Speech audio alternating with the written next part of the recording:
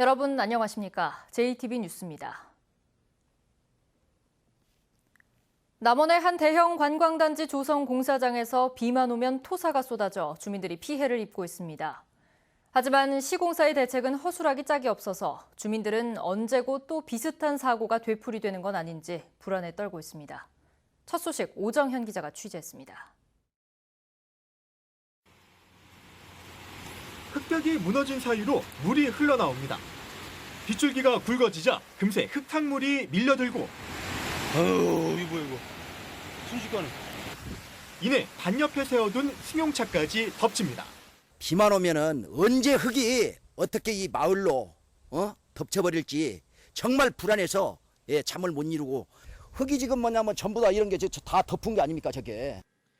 마을 옆 관광단지 공사장에 높이 쌓아놓은 흙더미가 빗물에 무너지면서 마을을 덮친 겁니다. 제가 서 있는 자리는 원래 국어, 그러니까 4, 5m 폭의 개울이 있던 자리입니다. 하지만 보시는 것처럼 온통 흙으로 덮어놨는데 억지로 물길을 막아서 배수 작업이 잘 이루어지지 않아 피해를 키웠다고 마을 주민들은 주장하고 있습니다. 이달에도 비에 또 흙더미가 쏟아진 상황. 사고가 반복되고 있지만 방지시설이라곤 천막 소재로 설치한 가림막이 고작입니다. 지금 성토를 하면서 기존의 물길을 다 막았습니다. 그래서 그 물길을 돌릴 수 있는 시설이 없고 또 토사 유출을 방지할 수 있는 시설이 없는 관계로 지금 토사가 계속 유출되어서 공사업체는 시공상 규정을 어긴 문제는 없다며 빗물에 의한 사고일 뿐이란 입장입니다. 물이 흐르는 국어라든지 그다음에 사방댐이라든지 이쪽으로 해서 저희도 사전 설계하고 승인 받으면서 그쪽으로 물길을 다 내게 돼 있거든요. 그 설계들에서 그렇게 물길을 잡고 있는 과정인데 일단 장마는 한숨 돌렸지만 요즘 국지성 호우가 잦고 한두 차례 태풍도 예상되는 만큼 주민들은 흙더미가 또다시 마을을 덮치지 않을까 불안에 떨고 있습니다. JTB 뉴스 오정현입니다. 세계유산으로 등재된 백제 문화유산이 남아있는 익산시 금마면에 태양광 시설이 속속 들어서고 있는데요. 태양광 발전 시설이 13곳이나 되면서 고도의 이미지가 훼손되는 것을 우려하는 주민들과 마찰을 빚고 있습니다. 김진형 기자입니다. 14만 제곱미터에 이르는 거대한 면적의 조성 중인 태양광 발전 시설입니다. 올 연말이면 공사를 마치고 전력을 생산하게 됩니다. 그러나 왕궁리 유적지와 미륵사지 석탑 등 세계문화유산으로 등재된 백제 유적들이 가까이 있다 보니 인근 주민들의 시선은 곱지 않습니다. 유네스코 지정된 왕궁 5층 석탑이 불과 600m 이내에 지금 이런 태양광 시설이 들어왔다는 것은 이건 어떻게 말이 이루어질 수 없는 현상이고 이건 즉시 철거가 되어야 마땅하다고 생각합니다. 백제 역사를 고이 간직한 유적들이 모여있는 익산시 금마면에는 태양광 발전 시설이 13곳에 이릅니다. 문화재청은 지난 2012년부터 미륵사지와 왕궁리 유적지 등 백제 유적지를 중심으로 7개 지역을 고도 보존지구로 지정해 개발 행위를 제한하고 있습니다. 왕궁 유적지구랑 쌍릉, 미륵사지까지 다 넣어가지고 현재 지구지정이 그렇게 확대가 됐어요. 그러나 고도 보존지구로부터 500m 이상 떨어지면 태양광 발전 허가를 받는 데는 문제가 없습니다. 태양광 시설이 고도 보존지구로 지정된 유적지와 유적지 사이의 빈틈을 헤집고 들어오고 있습니다. 허가 신청이 이어지고 있어 태양광 시설은 더 늘어날 전망입니다. 저희들로서는 어떻게든지 안 했으면 하는 입장인데 근데 개인의 재산권을 가지고 국책사업이나 뭐 해가지고 들이대니까 저희들도 참 답답해요. 태양광 발전 시설을 막을 마땅한 해법이 없는 상황에서 백제 고도의 이미지가 훼손되지 않을까 우려가 커지고 있습니다. JTB 뉴스 김진영입니다. 전남 영광의 한빛원전 4호기 경납 건물 콘크리트 벽에서 많은 구멍이 발견되면서 불안감이 커지고 있다는 소식 전해드렸었죠. 한수원은 보수하는 방안을 검토하고 있는데요. 안전마저 땜질한다는 비판이 나옵니다. 정원익 기자의 보도입니다. 100여 개의 크고 작은 구멍이 나온 데 이어 최근에는 1m 57cm 깊이의 대형 구멍이 발견된 한빛원전 4호기입니다. 운영을 맡은 한국후력원자력과 관리감독기관인 원자력안전위원회는 어떤 식으로 보수할지 검토 중입니다. 구조물 건전성 평가를 8년 중에 실시하고 그 결과를 바탕으로 그 결함 부위 그 공급에 대해서 보수 방안을 검토할 예정이라서 문제는 과연 수많은 구멍을 때운다고 될 것인가입니다.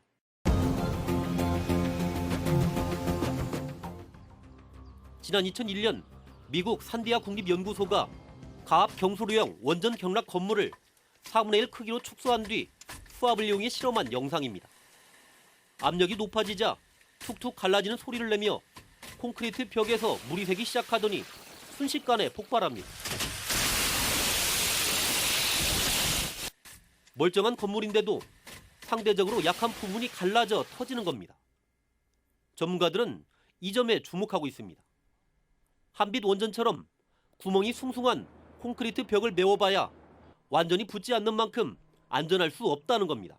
큰 구멍을 메꿔갖고 보수한 원전의 경우에는 이거 지금 데이터가 없어요. 당연히 빨리 일어날 거란 말이죠. 그냥 그 멀쩡한 거하고 다시 메꾼 거하고 분명히 차이가 있을 건데 그걸 분명히 구별할 수 있는 실험이 우리나라에 없다는 건데 무슨 근거로 안전성을 주장하느냐. 부분적으로 파괴된 후쿠시마 원전도 엄청난 재앙을 불러왔는데 경락 건물이 통째로 붕괴된다면 그 피해는 상상조차 어렵습니다. 안전마저 땜질하겠다는 발상에 원전 폐쇄를 주장하는 시민단체와 국민들이 왜 그래야만 하는지를 묻는 이유입니다. JTB 뉴스 정원익입니다.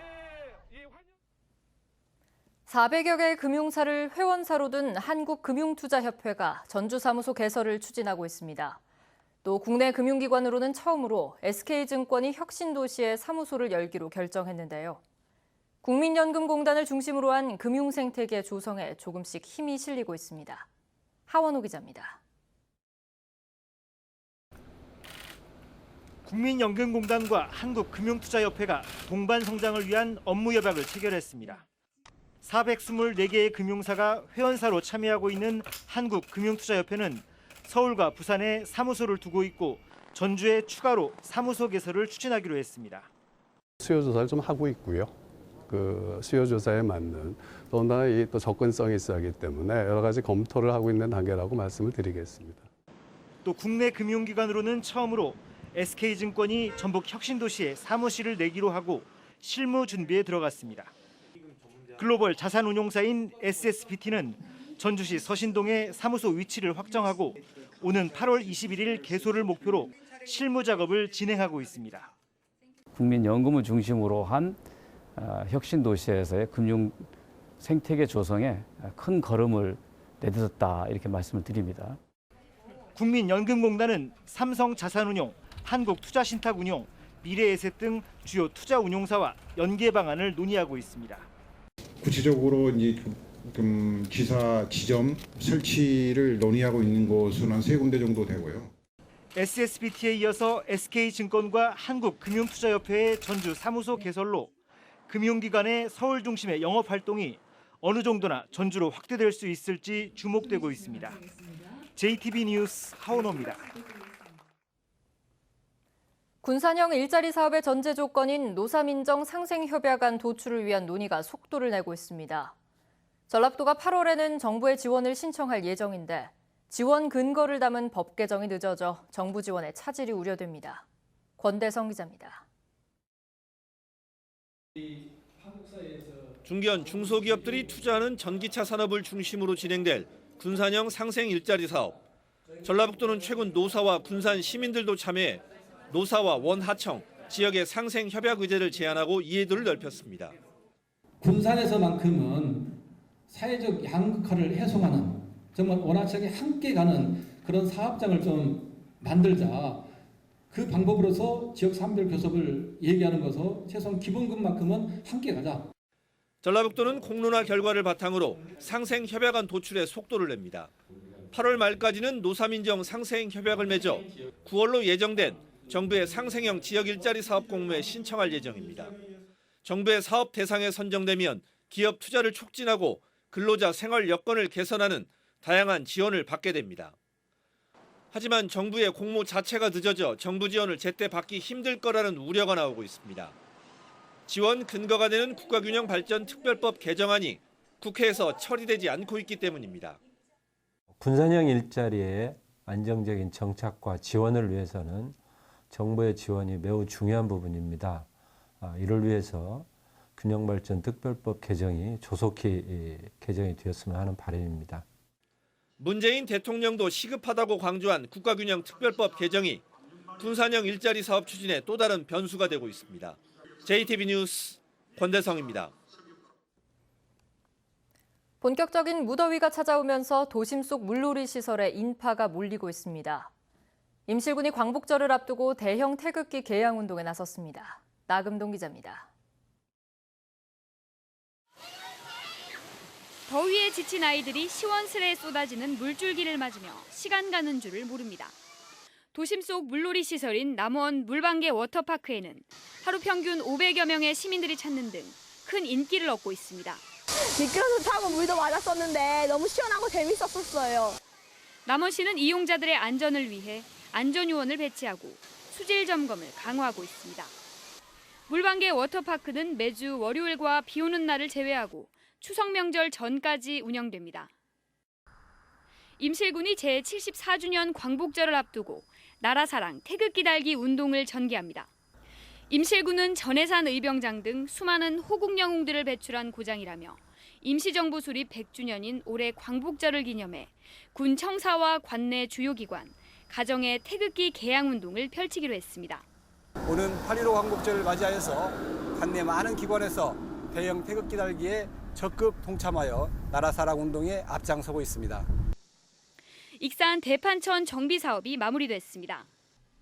익산시는 30억 5천만 원의 사업비를 들여 대판천 교량 5곳과 제방 1.25km 구간을 정비했다며 미륵산 주변 경관 개선과 하류 구간의 홍수 처리 능력이 향상될 것으로 기대했습니다. JTB 뉴스 나금동입니다. 지난 16일 김승환 교육감을 직권남용과 명예훼손으로 고발했던 상산고 학부모들이 고발건을 취하하지 않기로 했습니다. 학부모들은 자사고 재지정 문제로 수개월간 학부모와 학생들이 고통을 받았고 평가의 위법성까지 밝혀졌는데도 교육감은 반성과 진정한 사과의 모습을 보이지 않고 있다며 고발을 강행한다고 밝혔습니다. 농심이 새우깡의 원료로 외국산 구입 대신 국산 꽃새우 수매를 재개하기로 했습니다. 전라도는 어제 농심과의 면담에서 농심 측이 국산 꽃새우를 새우깡의 원료로 다시 수매하기로 답변했다고 밝혔습니다. 군산 어민들은 서해 환경오염이라는 근거 없는 이유로 값싼 외국산 새우를 새우깡의 원료로 대체하려 한다면서 강하게 반발해왔습니다. 어젯밤 9시 10분쯤 정읍시 태인면의 한 교차로에서 79살 이모 씨가 몰던 승용차가 앞서가던 1톤 화물차를 들이받아 화물차가 가드레일을 뚫고 10m 아래로 추락했습니다. 이 사고로 화물차에 타고 있던 44살 황모 씨 등 3명이 크게 다치고 승용차 운전자 이 씨도 가벼운 부상을 입어 병원에서 치료를 받고 있습니다. 경찰과 소방당국은 이 씨를 상대로 정확한 사고 경위를 조사할 예정입니다. 공직선거법상 허위사실 공표 혐의로 기소된 김재시 비서실장 임모 씨에 대한 벌금형이 확정됐습니다. 대법원 제2부는 임 씨에 대한 상고심에서 원심의 판단에 잘못이 없다며 임 씨의 상고를 기각하고 벌금 400만 원을 선고한 원심을 확정했습니다. 박준배 김제시장 후보의 선거 사무장이었던 임 씨는 지난해 3월 여성 유권자 100여 명이 박 후보에 대해 지지 의사를 밝혔다는 게시글을 SNS에 올리는 등 허위 사실을 공표한 혐의로 기소됐습니다. 100만 원 이상의 벌금형을 받을 경우 공직을 제한하는 법률에 따라 임 씨는 퇴직 절차를 밟게 됩니다. 오늘도 불볕더위가 이어지겠습니다. 장수를 제외한 나머지 13개 시군에는 사흘째 폭염주의보가 내려져 있습니다. 한낮 기온은 전주와 익산 34도, 무주 33도, 군산이 32도까지 오르겠습니다.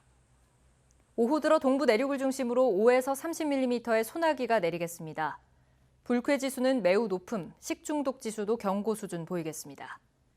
당분간 대체로 맑은 가운데 무더위와 열대야가 이어질 전망입니다.